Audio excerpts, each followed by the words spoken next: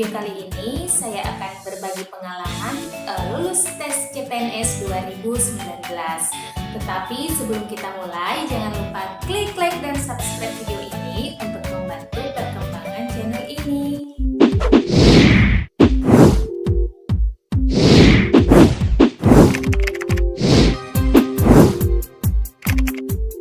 Baik teman-teman, saya akan berbagi atau share pengalaman saya lulus tes CPNS 2019 dan mudah-mudahan video ini dapat menjadi motivasi bagi teman-teman yang akan mengikuti tes CPNS 2021 atau tahun ini ya, karena BKN atau Kemenpan RB sudah merilis jadwal tentatif untuk pelaksanaan tes CPNS 2021 maupun P3K ya tahun ini. Jadi sebelum saya lulus tes CPNS untuk tahun anggaran 2019 pada waktu yang lalu, saya itu sudah mengikuti tes CPNS sebanyak 3 kali.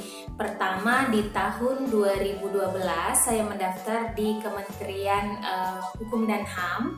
Dan pada saat itu pas tahap tes terakhir poin saya tidak mencukupi.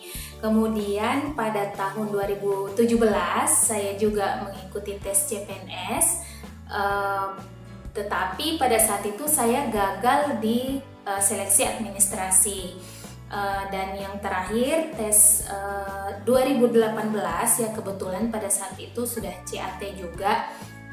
Tetapi saya berada pada urutan kelima, sedangkan pada saat itu formasinya yang diambil cuma 1, dan ketika perankingan untuk melaju ke tahap SKB saya tidak lolos perankingan karena yang diambil itu cuma ranking 1, ranking 2, dan ranking 3.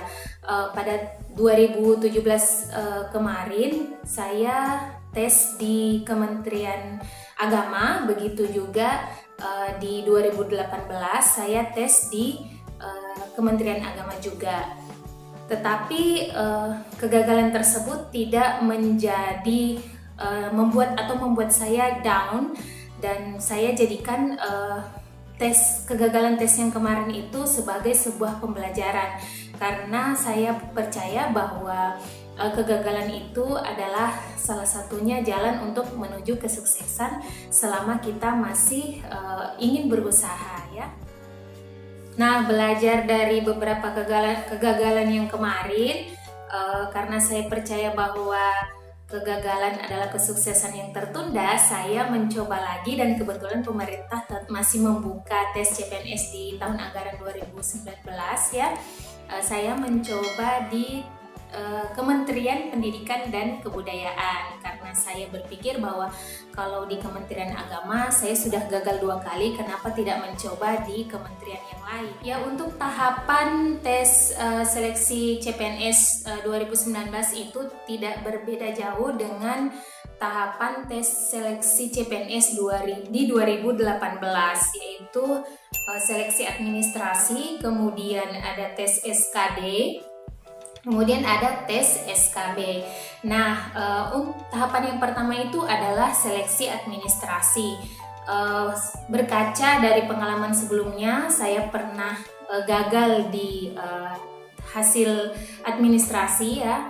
Saya mempersiapkan segalanya agar tidak gagal kembali di administrasi, karena ini bagi saya merupakan pintu masuk atau pintu awal untuk melaju ke tahapan selanjutnya. Jadi saya mempersiapkan semua berkas-berkasnya, mulai dari ijazah, kemudian transkrip nilai, KTP dan KK, memperbaiki semua, baik tempat tanggal lahir itu harus sesuai dengan ijazah, kemudian nama dan lain sebagainya ya.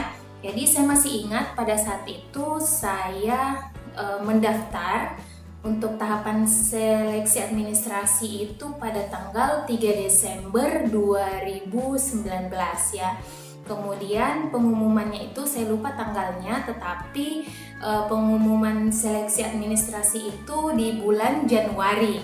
Nah, setelah saya dinyatakan lulus seleksi administrasi, saya mengikuti tes SKD yang terdiri dari 3 tahapan, yaitu tiga bagian, yaitu ada bagian TWK, kemudian TIU, dan TKP. Itu pada tanggal 5 Maret ya. Jadi jarak antara hasil pengumuman administrasi dengan tes SKD itu agak jauh, jadi saya banyak waktu untuk mempersiapkan atau belajar untuk persiapan tes SKD. Nah, selesai seleksi SKD, kebetulan pada saat setelah tes kan hasilnya langsung muncul di layar, dan alhamdulillah saya mendapatkan nilai 385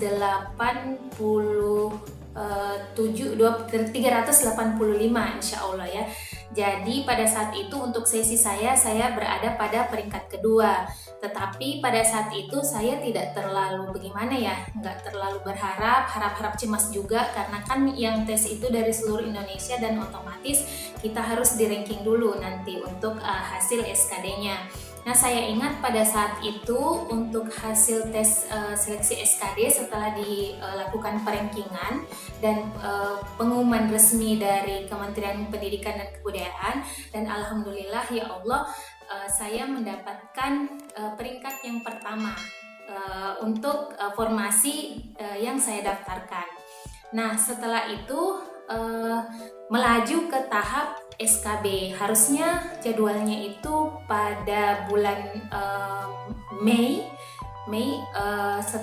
karena pada saat tes hasil seleksinya itu diumumkan 22 Maret 2020, dan seleksinya itu kalau nggak salah harusnya sesuai jadwal itu bulan 4 atau bulan 5.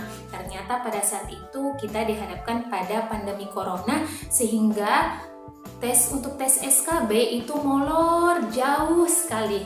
Jadi yang saya ingat itu untuk tes SKD, dan kebetulan di Kementerian Pendidikan dan Kebudayaan itu ada sekitar 6 tes untuk tes SKB-nya ya, bukan SKD tapi SKB. Jadi tanggal 23 September 2020 itu kami mendapatkan jadwal, atau saya mendapatkan jadwal untuk tes SKB, micro teaching, dan wawancara. Kemudian dilanjutkan dengan tes CBT, ada 4 tes itu pakai komputer juga, itu pada tanggal 29 September 2020. Nah, pengumumannya itu 1 bulan kemudian, tanggal 31 Oktober 2020, dan alhamdulillah ya Allah memberikan kemudahan dan kelancaran semuanya. Saya mendapatkan peringkat yang pertama untuk tes SKB, dan setelah dilakukan integrasi saya tetap mendapatkan peringkat pertama. Yaitu tadi tahapan seleksi CPNS 2019, dan alhamdulillah saya lulus di formasi yang ada di Kementerian Pendidikan dan Kebudayaan. Jadi untuk teman-teman yang akan tes CPNS, baik tes CPNS maupun tes P3K nanti di tahun 2021, saya sarankan sambil menunggu informasi resmi dari Kemenpan RB dan BKN mengenai jadwal untuk tes CPNS 2021 dan P3K 2021, teman-teman bisa menyiapkan berkas-berkas untuk seleksi administrasi mulai dari sekarang, seperti yang paling penting adalah KTP, kemudian KK, kemudian ijazah, dan transkrip nilai. Dan ada juga beberapa instansi yang meminta akreditasi perguruan tinggi. Jadi mulai sekarang kita persiapkan ya, dan selalu update informasi dari Twitter BKN ataupun Facebook dari BKN dan Kemenpan RB, agar teman-teman selalu mendapatkan informasi yang terbaru mengenai tes CPNS maupun tes P3K di tahun 2021 ini. Dan mengenai untuk berkas-berkas yang tadi, teman-teman harus memperhatikan mulai dari sekarang apakah ada perbedaan nama di KTP ataupun ijazah ataupun KK. Jadi semuanya itu harus dilengkapi semuanya. Jadi pas nanti tes seleksi administrasi akan diberikan kemudahan ya, daripada nanti pas dekat-dekat mau tes mau seleksi kemudian keteteran untuk berkas administrasi, akhirnya gagal di administrasi.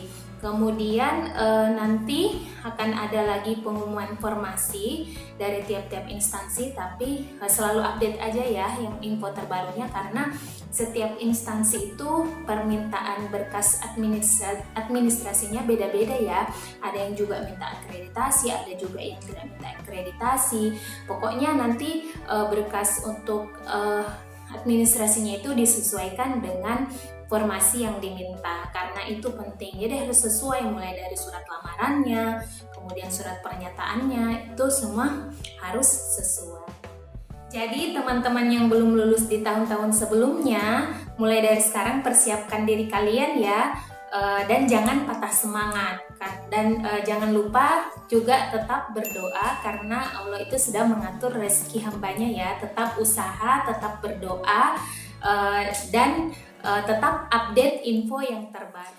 Well, itu tadi pengalaman saya lulus tes CPNS 2000 untuk tahun anggaran 2019.